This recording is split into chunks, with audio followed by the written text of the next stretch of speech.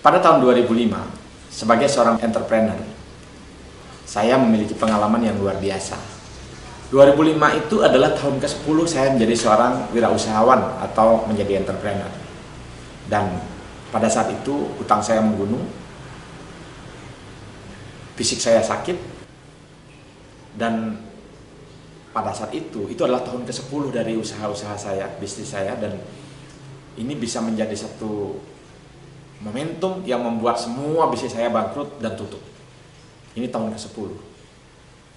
Padahal saya pernah mendapatkan sebuah informasi, sebuah data yang saya yakini benar, bahwa di tahun ke-10 itu hanya 4% bisnis yang masih bertahan. Jadi bisnis yang 10 tahun lalu dibangun, didirikan, di tahun ke-10 itu hanya tinggal 4%. Artinya kalau ada 100 bisnis, tinggal 4 doang. Dan disinilah deg-degannya. Saya bisa menjadi salah satu dari 96 bisnis yang mati dalam 10 tahun. Saya coba runut ke belakang. Apa sih penyebabnya? Ternyata 3 tahun terakhir saya udah mulai malas baca buku. Saya malas datang ke seminar.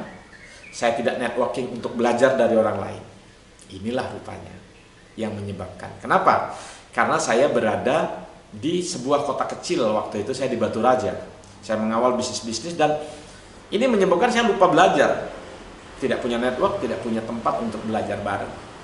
Di sanalah lalu saya kemudian melihat bahwa ternyata seorang wirausaha itu dibagi menjadi 2. Yang pertama bernama entrepreneur, yang kedua bernama professional entrepreneur.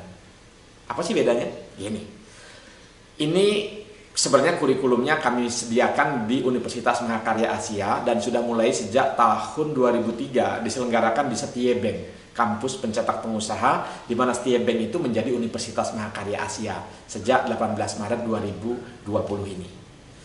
Jadi kalau pengusaha itu dibagi menjadi 5. Oke, 5. Satu adalah jual produk orang lain. Jadi para broker, para maklar, para mereka yang menjual produk orang lain, dagang biasa, tidak memproduksi sendiri, sebenarnya masuk pengusaha level 1. Yang kedua adalah bikin produk yang dijual oleh orang lain. Jadi dia tidak hanya jualan sendiri, tapi orang lain yang jualin produk dia. Nah, inilah pengusaha level 2. Jadi dia bisa memproduksi, ya, yang jual orang lain. Jadi bikin produk yang dijual orang lain.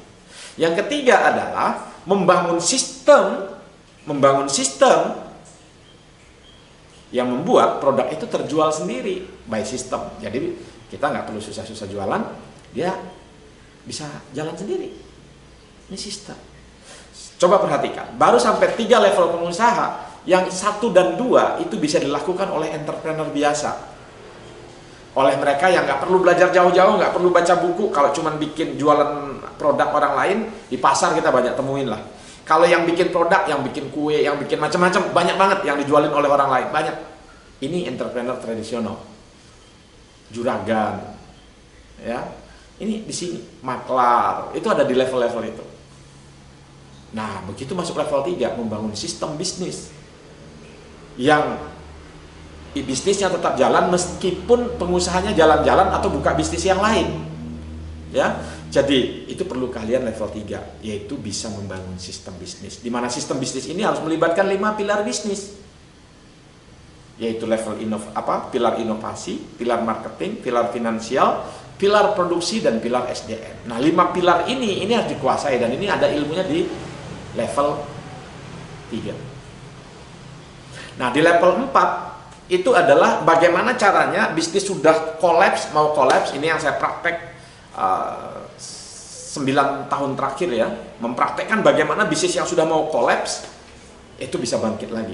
Saya take over beberapa bisnis, alih kelola beberapa bisnis, beberapa perguruan tinggi. Itu adalah dalam rangka mempraktekkan ilmu keempat ini. Bagaimana bisnis yang hampir mati, hampir kolaps, hampir bangkrut bisa jalan lagi.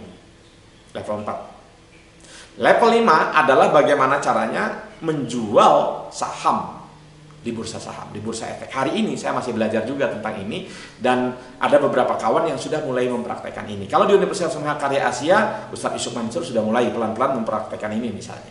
Jadi 5 level pengusaha, kembali kepada 5 level pengusaha ini, yang 2 itu Anda bisa dapatkan nggak usah kuliah.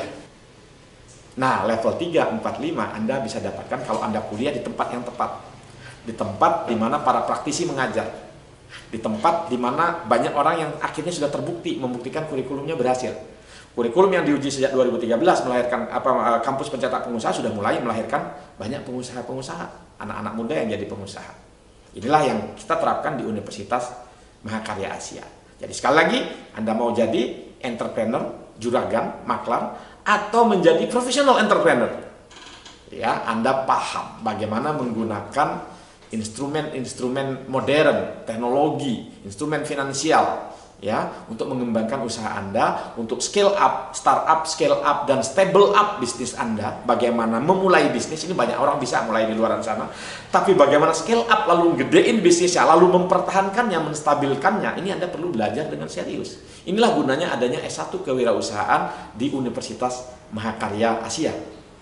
Mari bersama kami menjadi professional entrepreneur bersama Universitas Mahakarya Asia.